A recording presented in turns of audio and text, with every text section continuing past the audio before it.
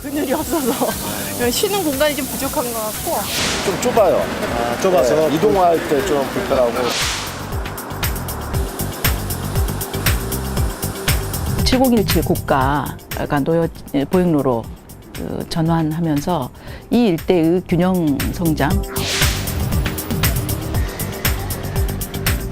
가게세는 계속 올라가고 어쩔 수 없이 뭐 나가야겠지. 70에서 80%.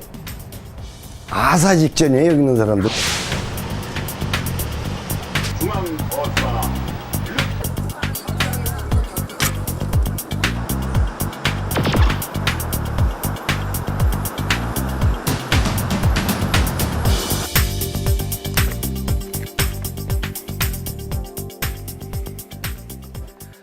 1970년에 만들어진 서울역 고가가 2017년 17개의 보행로로 새롭게 태어났다고 해서 붙여진 이름 서울로 7017.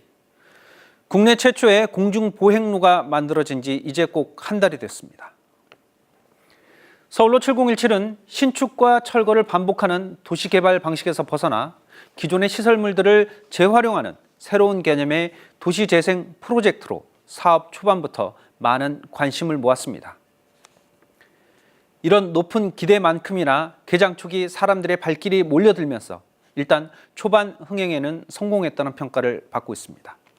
하지만 개장 이후 여러 가지 논란들이 불거지면서 서울로 7017 자체에 대한 평가는 엇갈리고 있는 상황입니다. 지난 한 달간 서울로 7017에는 어떤 이야기가 담겼을까요? 지금부터 쌍심지 카메라와 함께 서울로 7017 그 현장 속으로 가보겠습니다. 17m 높이에 총 길이 1024m의 길.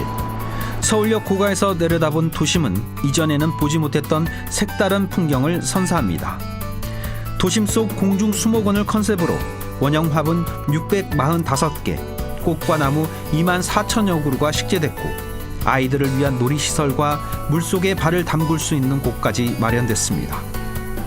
해가 지고 나면 천여 개의 조명은 이곳을 푸른 별빛이 쏟아지는 은하수길로 바꿔놓습니다. 무엇보다도 굉장히 좀 신선한 어떤 역발상이라 그럴까요? 과거에 있던 그 자동차 고가 도로를 그냥 철거하거나 혹은 뭐 교통의 목적으로 쓰지 않고 공원화했다는 게 이제 굉장히 신선한 하나의 사례로 다가옵니다.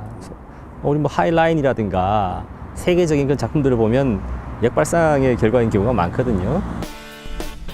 1970년에 개통돼 서울 도심 발전의 한 축을 담당했던 서울역 고가.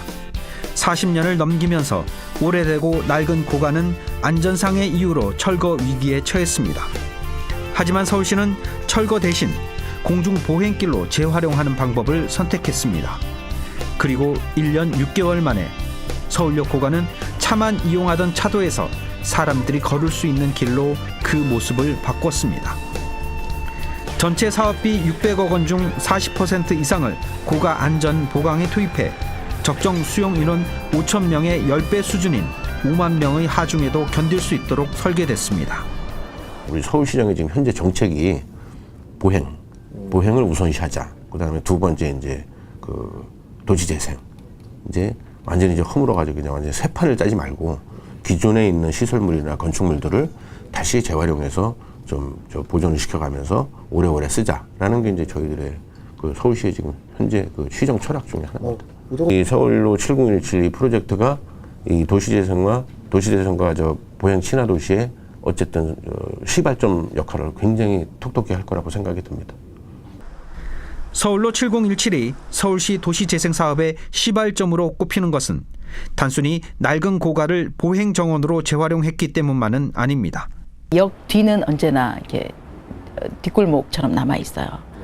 그러니까는 동쪽은 그나마 좀 상권이 많이 발달돼 있고 이렇게 업무지구, 남대문 시장, 남산 등등 해서 활성화가 돼 있죠.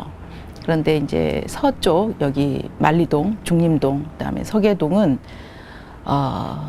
서울역 배후지, 주거지인데 굉장히 그 상대적으로 낙후되어 있었죠. 그래서 이제 그 7017 고가가 노여 보행로로 전환하면서 이 일대의 균형 성장, 어떻든 균형 잡힌 어떤 활성화 계획이 좀 수립될 필요가 있었던 거죠. 1km 남짓한 서울로 7017에는 퇴계로와 한강대로, 서울역 광장, 중림동, 만리동, 청파동 등으로 이어지는 17개의 보행로가 설치됐습니다. 서울로를 찾은 시민들이 17개의 길을 따라서 주변 지역으로 발길을 옮기게 되면 낙후되고 쇠퇴한 서울역 주변 지역들이 되살아날 것이라는 기대를 담고 있습니다. 우리가 서울역 하면 연간 하루에 30만 명이 넘는 많은 이용객들이 이용하는 우리나라의 센트럴 스테이션인데요. 사실 주변 지역 가보면 굉장히 낙후해 있습니다. 그래서 그런 주변 지역에 어떻게 보면 하나의 그 동맥이라 그럴까요? 동맥을 연결함으로써 주변 지역 재생에 대한 기회를 제공한다는 면에서도 굉장히 높은 평가를 주고 싶고요. 그래서 향후에는 이게 서울역 혹은 북부역, 그다음 광장, 시장 혹은 주변 상점가들하고 이렇게 나뭇가지처럼 얽혀져야 돼요. 근데 그 어떤 보행로가 연결되느냐에 따라 주변 상권이라든가 주민들의 어떤 재산 가치의 변화가 있기 때문에 사실 이런 것들은 굉장히 면밀하게 시간을 두고 추진해야 할 것으로 생각이 됩니다. 사업 시작 단계부터 서울형 도시 재생의 상징이자 새로운 관광 명소가 될 것이라는 기대를 한몸에 받아왔습니다. 개장 첫날 방문객 수가 15만 명을 넘어섰고 이후 평일에도 하루 4만 명에서 7만 명 이상이 꾸준히 다녀갔습니다. 그 결과 개장 2주 만에 누적 방문객 100만 명을 돌파했습니다. 이는 개장 이전 서울연구원이 예상한 평일 하루 10,000명이라는 수치를 크게 뛰어넘은 것입니다. 하지만 이 같은 흥행이 꾸준히 이어질지는 미지수입니다. 많은 사람들이 찾은 만큼 불만의 목소리도 적지 않기 때문입니다.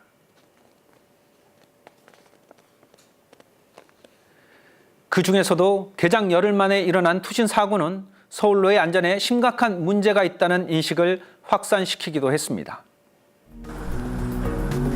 17m 높이의 공중 보행로라는 특징 때문에 서울로 7017은 개장 전부터 투신이나 추락 사고 가능성이 제기됐습니다.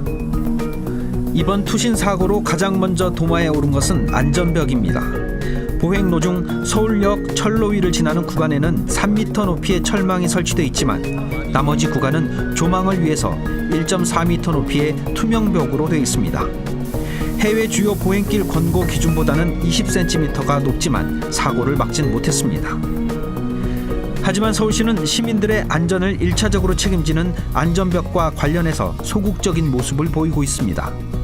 안전벽을 높이게 되면 고가공원의 장점인 조망에 방해가 되기 때문입니다. 지금 이 난간바가 지금 고정돼 있지 않습니까? 이거를 좀 회전을 시킬 겁니다.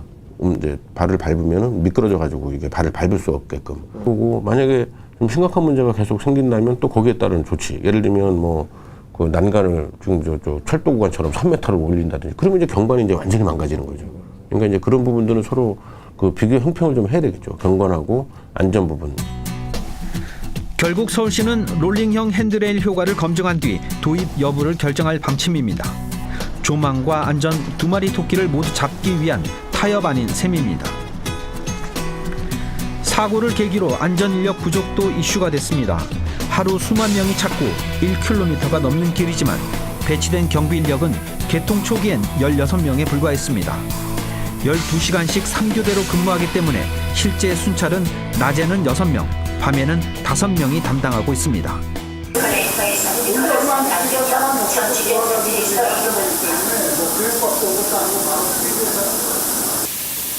인원이 많으면 바다 입금이라고 많으면 좋죠. 뭐 나쁠 게 있어요.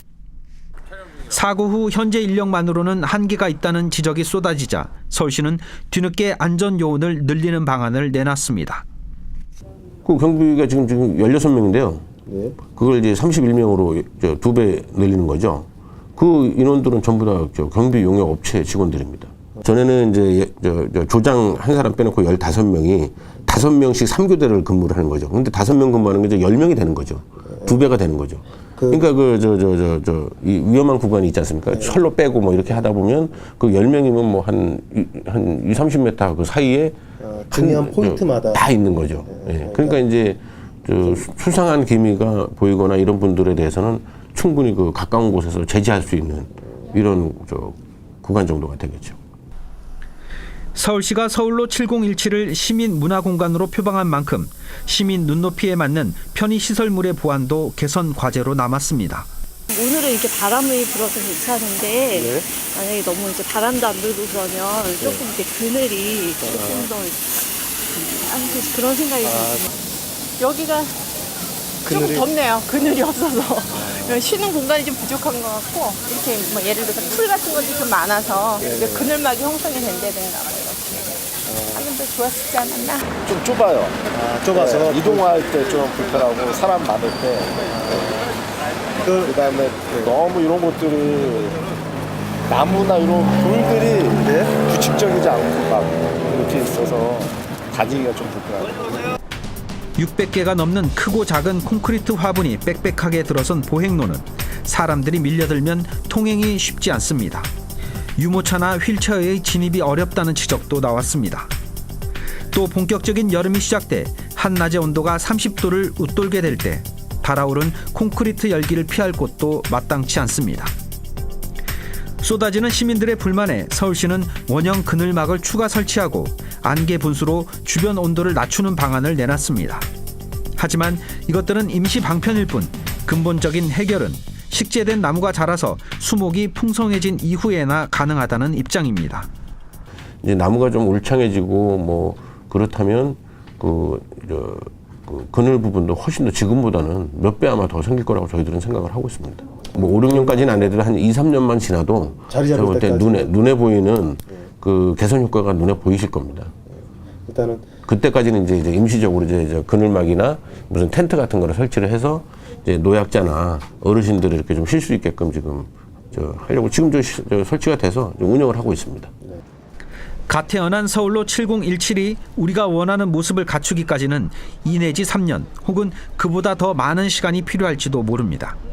그렇게 안정화될 때까지는 서울시나 시민들, 방문객들 모두 많은 시행착오와 보완을 거쳐야 할 것으로 보입니다. 서울로 7017은 뉴욕의 하이라인 파크를 벤치마킹해 국내 최초의 공중보행로로 만들어졌습니다. 연간 600만 명이 찾고 있는 뉴욕의 관광 명소인 하이라인 파크. 30년 가까이 방치됐던 고가 철로가 철거 위기에 놓이게 되자 시민들이 직접 나서서 공원으로 재생시킨 곳입니다. 이렇게 만들어진 공원은 침체됐던 주변 상권에 생기를 불어넣게 됐고 지금은 도시 재생의 성공적인 사례로 손꼽히고 있습니다. 서울로 7017 주변 지역 역시 개장 이후 상권 활성화에 기대를 모으고 있습니다. 개장 전부터 이른바 뜨는 업종들이 하나둘씩 들어서기 시작했고 이 같은 움직임은 개장 이후까지도 이어져 지금도 새롭게 문을 여는 곳을 쉽게 만날 수 있습니다. 그렇다면 서울로가 침체됐던 서울역 주변을 다시 사람들이 찾는 곳으로 만들 수 있을까요? 소설 난장이가 쏘아올린 작은 공의 배경이 되기도 했던 중림동. 서울역 고가의 그늘에 가려 낙후된 이미지가 강했던 이 일대에 최근 몇 년 사이 젊은 입맛에 맞는 음식점과 카페 등이 우후죽순 생겨났습니다. 가장 큰 수혜 지역을 꼽자면 중림동, 만리동을 들 수 있습니다. 가장 큰 거는 아무래도 공원 진입로 역할을 하고 있는 중림동, 만리동 일대가 크고요. 그리고 그런 것들은 이제 상가가 어느 정도 형성이 돼 있고 그래도 상권이라고 불릴 만한 모습을 갖추고 있기 때문에 그런 지역 위주로 더 상승폭이 크다고 보시면 될 것 같습니다. 지금까지의 상승세를 말씀드리자면은 그 서울역 고가공원 공사가 시작된 이후에 약 1년 6개월 새에 그 임대료나 매매가가 1.5배, 많게는 이제 2배 가까이 단기간에 큰 폭의 상승이 이뤄졌고요. 그동안 별다른 주목을 받지 못했던 중림로 일대는 새로운 상권으로 카페길로 걷고 싶은 데이트 코스로 떠오르고 있습니다. 서울로 개장을 통해 상권이 재평가를 받고 있다는 부동산 시장의 분석이 더해지면서 중림로는 달라지고 있습니다. 그렇다면 지난 한 달간 상인들은 이런 변화를 체감하고 있을까요? 저기 가게 연 사람들은 다 기대를 하고서 여는 게 같은 분이죠. 약간 효과는 있긴 있을 거예요. 그러니까 한 배 이상은 안 되고 평상시보다 한 조금 더? 한 10에서 20% 정도? 네, 한 많으면 30%. 그 정도 선에서 효과는 있는데 그 이상의 효과는 네, 주말에는 뭐 조금 나은데 별 효과가 없어요. 전혀 뭐 영향을 못 받고 있어요. 여기는 남대문 쪽으로 많이 간다고 그러세요. 상권이 형성되는 단계지만 계절별 유동인구의 변화나 연결로에 따른 동선 예측이 쉽지 않은 상황. 단순히 공원에서 가깝다는 이유로 상권이 활성화될 수 있다고 보긴 힘듭니다. 일단의 기회를 잡은 상인들은 보다 경쟁력 있는 운영이 필요하고 서울시는 이런 불씨가 잘 살아날 수 있도록 뒷받침해야 할 것입니다. 반면 뜨는 상권에서 생겨나기 쉬운 젠트리피케이션 또한 이 일대 상인들의 고민거리입니다. 아직 상권이 제대로 활성화되지 못한 상태지만 벌써 임대료가 들썩이다 보니 상인들의 부담은 더 클 수밖에 없습니다. 가게세는 계속 올라가고 1년에 한 번씩 올라가고 그러면 어떤 현상이 나오겠어요? 뭐 어쩔 수 없이 뭐 나가야겠지? 손해 보고 나가야지. 근데 그런 사람들이 지금 몇 집 있거든요, 지금도. 업종에 따라서는 좀 이렇게 시비가 엇갈리고 있어요. 그러니까 기존에 예를 들어서 생활 밀착형 그런 업종, 예를 들자면 뭐 철물점이랄지 또는 뭐 무슨 뭐 페인트 가게랄지 이렇게 이제 그냥 주변에서 주민을 대상으로 했던 사람들은 본인들이 업종이 이제 이게 상권이 변함에 따라서 맞지 않으면 어디로 이사를 가야 되나 또는 뭐 그에 따른 업종 전환을 해야 되나 이런 우려도 좀 하고 있는데요. 젠트리피케이션은 도시 재생의 가장 큰 부작용으로 꼽히고 있지만 서울시 역시 피해를 막을 뾰족한 대책이 없습니다. 임대료 상승을 억제할 수 있는 법적 제도나 장치가 없는 탓입니다. 제도적인 방안은 그다지 없어 보이고요. 서울시가 그나마 공정경제과가 만들어졌더라고요. 그래서 젠트리피케이션의 피해 사례를 할까 이런 것에 대한 상담, 그다음에 상인들의 진로에 대한 어떤 지원책을 마련하고 이런 것을 좀 찾고 있는 것 같아요. 그래서 영업활동을 했던 사람이 건물을 매입한다고 했을 때 굉장히 고액의 약 50억 원까지 저리로 융자해 준다던가 이런 제도를 만들어가고 있는 것 같아요. 행정적으로는 그러하고요. 도시 재생의 가장 중요한 것 중 하나는 젠트리피케이션과 같은 문제를 얼마나 내실 있게 다루냐 하는 것입니다. 젠트리피케이션 여파로 최활성화되기도 전에 상권이 쇠퇴되는 일이 없도록 서울시 차원에서 제도적 장치를 마련해야 합니다. 과거 서울역 고가도로는 철로로 인해 차량 통행이 단절됐던 도심을 이어주는 중요한 통로였습니다. 특히 소규모 봉제 공장들은 고가를 통해서 남대문 시장, 동대문 시장을 가깝게 오갈 수 있다는 이유에서 자연스럽게 서계동 일대에 공장지대를 형성하기도 했습니다. 때문에 서울시가 고가 폐쇄와 서울로 조성 계획을 발표하자 이 일대에서는 계획을 철회하라는 요구가 빗발치기도 했습니다. 그리고 이 같은 목소리는 개장 한 달이 지난 지금까지도 계속 이어지고 있습니다. 서울로 서남쪽에 위치한 용산구 서계동. 다세대 주택 사이사이로 2천여 개에 달하는 소규모 봉제 공장들이 모여 있습니다. 고가 폐쇄로 직격탄을 맞은 봉제 공장들.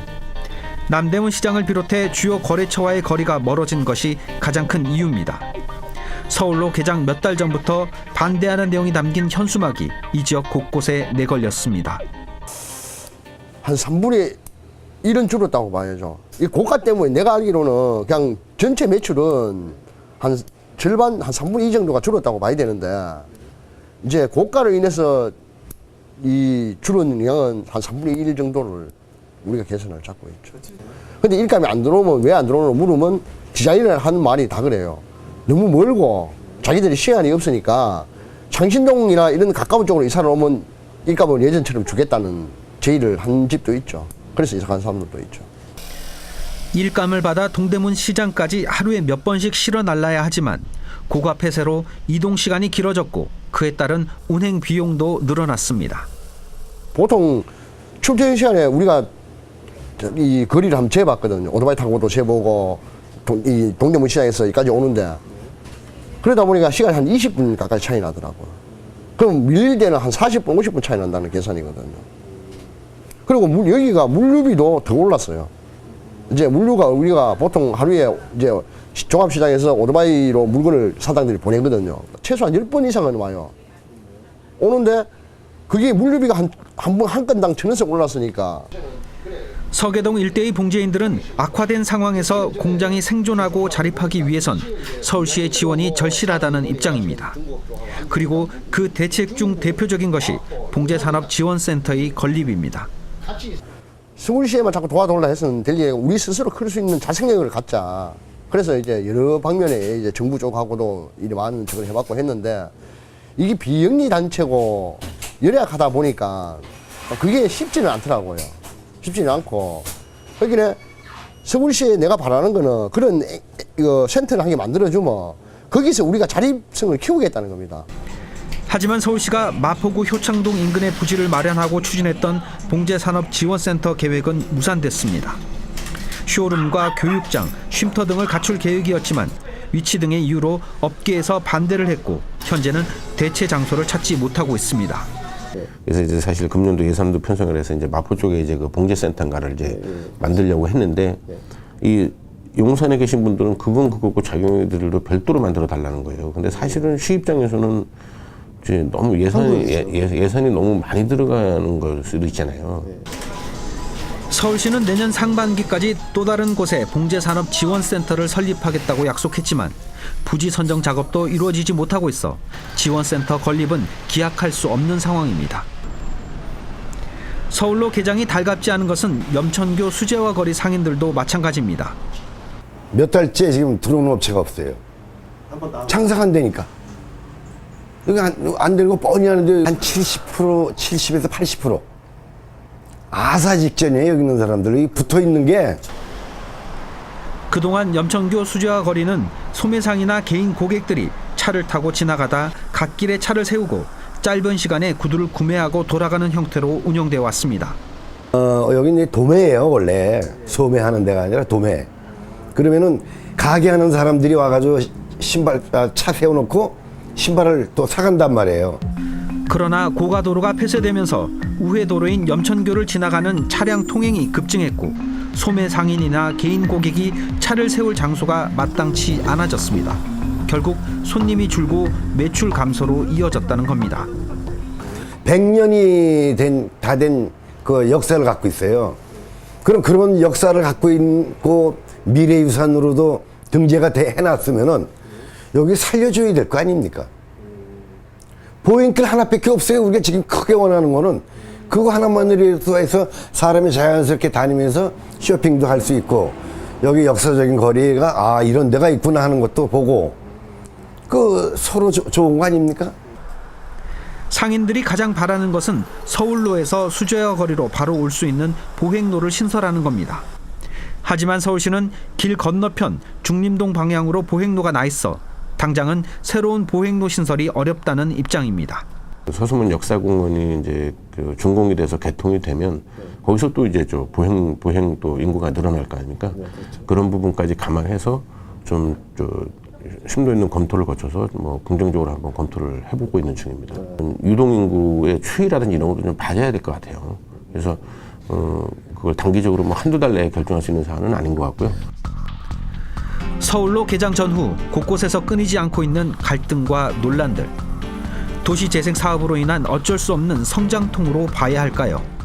이게 굉장히 복잡하고 입체적인 사업인데 조금 너무 성급한 거 아닌가. 왜냐하면 거기에 어떤 그 공원 연결됨으로써 여러 가지 이해관계가 얽힌단 말이죠. 예를 들면 교통의 입장하고 공원의 입장 틀린 거고요. 그 주변 상인들이라든가 주민들의 입장이 다 틀린데 그런 것들을 조금 더 단계적으로 하나씩 밟아서 풀어나가야 하는 거 아닌가 그렇게 생각이 됩니다. 하이라인 파크는 이제 서울로하고는 다르게 철도였어요. 이것이 이제 폐선되고 나서 개장되기까지 한 30년 가까이 걸렸어요. 이제 찬반 토론도 있고 실제로 기획 단계에 들어가서도 15년 동안 기획을 한 겁니다. 그 사이 시장은 3번이 바뀌었어요. 그러니까 그렇게 많은 시간과 이렇게 시장이 바뀌더라도 지속성 있게 이렇게 추진되었다는 점이 참 부럽네요. 낡은 외관을 벗고 1년 6개월 만에 국내 최초의 공중보행로로 돌아온 서울로 7017.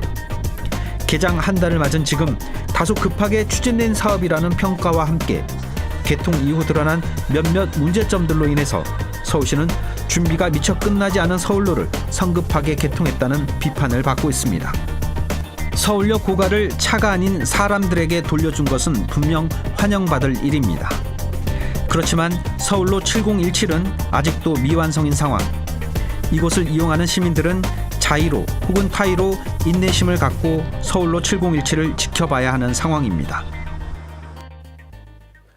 서울로의 설계자인 건축가 비니마스는 한 인터뷰에서 이렇게 말했습니다. 상상할 수 없을 정도로 빠른 스피드에 놀랐다. 해외라면 10년은 걸렸을 것이다. 그리고 경이롭다는 표현까지 써가며 자신의 감정을 이야기했는데요. 하지만 최근 서울로에 불거진 여러 가지 논란들을 되짚어보면 그가 표현한 스피드라는 말은 마냥 좋기만 한 것은 아니라는 생각이 듭니다. 뉴욕의 하이라인 파크가 시민들에 의해서 15년 동안 계획되고 수정되고 그리고 다듬어지면서 완성됐던 것과 비교해 보면 우리의 서울로는 너무나 단시간에 완성했던 사업은 아닐까 하는 생각이 듭니다. 같은 맥락에서 비니마스가 한 말은 자신의 설계가 바뀌지 않고 그대로 받아들여진 것에 대한 놀라움을 돌려서 표현한 것은 아닐까요? 서울로 7017은 아직까지는 미완성입니다. 나무와 숲들이 자리 잡기까지는 수년의 시간이 더 필요할 것이고 안개 분수처럼 사람들의 이야기를 듣고 고정되어야 할 것들도 더 많아질 것입니다. 그리고 어쩌면 일부에서 지적하고 있는 삭막한 시멘트 화분 논란도 조금은 달라질 수도 혹은 나무와 풀들이 자라면서 그 모습을 바뀌게 할 수도 있을 겁니다. 다만 아쉽고 또 안타까운 것은 서울의 또 다른 랜드마크로 칭할 만큼 중요한 시설이라면 조금 더 시간이 걸리더라도 더 많은 사람들이 환영할 수 있는 모습으로 출발했으면 어떨까 하는 것입니다. 우리는 여전히 빨리빨리가 중요한 시대를 살고 있나 봅니다.